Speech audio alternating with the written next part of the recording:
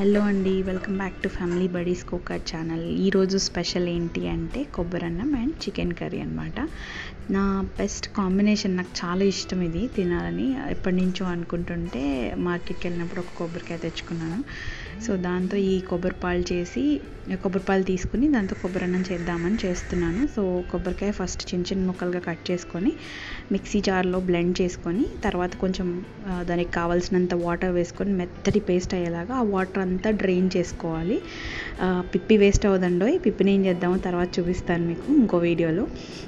But first అయితే కొబ్బరిపాలు collect చేసుకోవాలి. ఒకసారి చేసేసాక మళ్ళీ ఇంకొంచెం వాటర్ యాడ్ చేస్తే మళ్ళీ వస్తాయి. ముందున్నంత వైట్ కలర్ వాటర్ రాకపోయినా మనకి ఇవి కూడా యూజ్ అవుతాయి. ఎందుకంటే మనకి రైస్కి కావాల్సినంత వాటర్ రావు ఎట్లాగో ఈ కొబ్బరి వాటర్ మళ్ళీ కొంచెం యాడ్ చేసుకుంటాం. సో అది చూసుకొని చేసుకోవాలి. ఈ తర్వాత మనం తీసుకున్న బిర్యానీ సరుకులు కానీ ఇవన్నీ మీరు జనరిక్గా వెజ్ బిర్యానీ చేయాలంటే ఏమేమి తీసుకుంటారో అలా తీసుకోండి. నేను ఇది 1/2 kg ఆఫ్ రైస్కి తీసుకున్న క్వాంటిటీస్. ఇందులో ఇంపార్టెంట్గా చెప్పేది ఏంటంటే మరాఠీ మొగ్గు ఒకటి దంచి తీసుకున్నాను కొంచెం, అండ్ ఇలాచీ ఒకటి కొంచెం దంచి తీసుకున్నా, అండ్ కొన్ని ఇలాచీస్ కూడా తీసుకున్నాను పక్కన.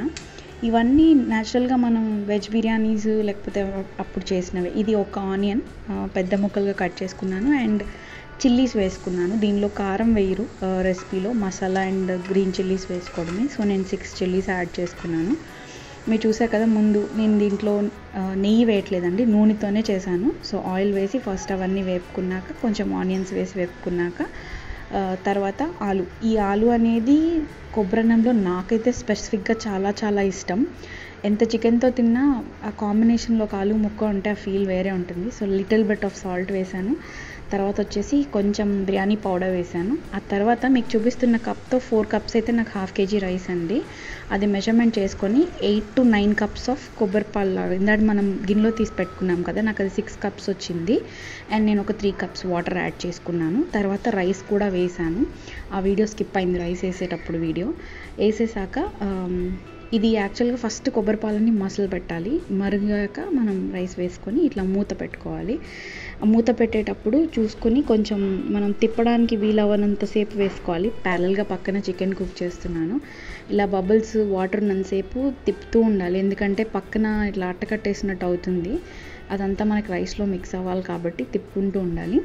ఎప్పుడైతే ఇంకా తిప్పలేము, రైస్ విరిగిపోతుంది అనిపించుకున్నప్పుడు కొంచెం సిమ్లో పెట్టేసుకునే దాన్ని అలా వదిలేయాలి. అండ్ మీరు క్వాంటిటీ ఆఫ్ వాటర్ చెక్ చేసుకుంటూ ఉండి అయిపోయిందో లేదో చూసుకోవచ్చు. అండ్ ఇంకొకటి ఏంటంటే, ఇలా నేను కడాయిలో చేసుకోలేను అన్న వాళ్ళు డైరెక్ట్ రైస్ కుక్కర్లో కూడా చేసుకోవచ్చు. ఇవన్నీ మనం వేయించకపోయినా బాగుంటాయి, బట్ అదొక డిఫరెంట్ టేస్ట్ లాగా వస్తుంది, అంతే తేడా. అలా కూడా చేయొచ్చు. మా అమ్మ వాళ్ళు చిన్నప్పుడు రైస్ కుక్కర్లో చేసేవాళ్ళని గుర్తు నాకు. బట్ నేనైతే కడాయిలో మాకు వేయించకపోతే నచ్చదని అలా చేశాను. ఈలోపు చికెన్ కర్రీ రెడీ అయిపోయింది. తర్వాత ఒకసారి అంతా ఇలా కలుపుకున్నాం అనమాట. బికాస్ చెప్పాను కదా సైడ్స్కి అంతా అంటేస్తున్నాను. ఒకసారి ఎలా ఉడికిందో ఏంటో అన్నట్టు పైనుంచి కిందకి మొత్తం కలుపుకున్నాక దీన్ని ఏదైనా ఎంత కష్టపడి వండుకున్నా తినే పద్ధతిలో చాలా ఫీల్ ఉంటుంది కాబట్టి, సో సెంటర్లో ఒక హోల్ చేసుకొని చుట్టూ కొబ్బరన్నం వేసుకొని సెంటర్లో చికెన్ పీసెస్ వేసుకొని పక్కనంతా సూప్ వేసుకొని తిన్నాను. చాలా రోజులు, ఒక 3-4 weeks నుంచి అనుకుంటుంటే ఈరోజు కుదిరింది చేసుకోవడం. టేస్ట్ అయితే చాలా చాలా బాగా వచ్చింది. అండ్ నేను తినాలనుకున్నందుకు చాలా బాగా కుదిరింది కూడా. హోప్ ఈ రెసిపీ మీకు కూడా నచ్చుద్ది అనుకుంటున్నాను. ట్రై చేయండి. ఇది ఒకటి చేంజ్ ఏంటంటే, వెజ్ వాళ్ళు ఈ చికెన్ ప్లేస్లో ఆలు కుర్మా వేసుకొని తింటే అంతే టేస్ట్ ఉంటుంది.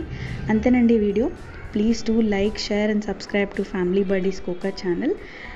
మీకు దీని గురించి ఏం అడగాలనుకున్నా కామెంట్ రూపంలో నాకు తెలియచేయండి, నేను రెస్పాండ్ అవుతాను.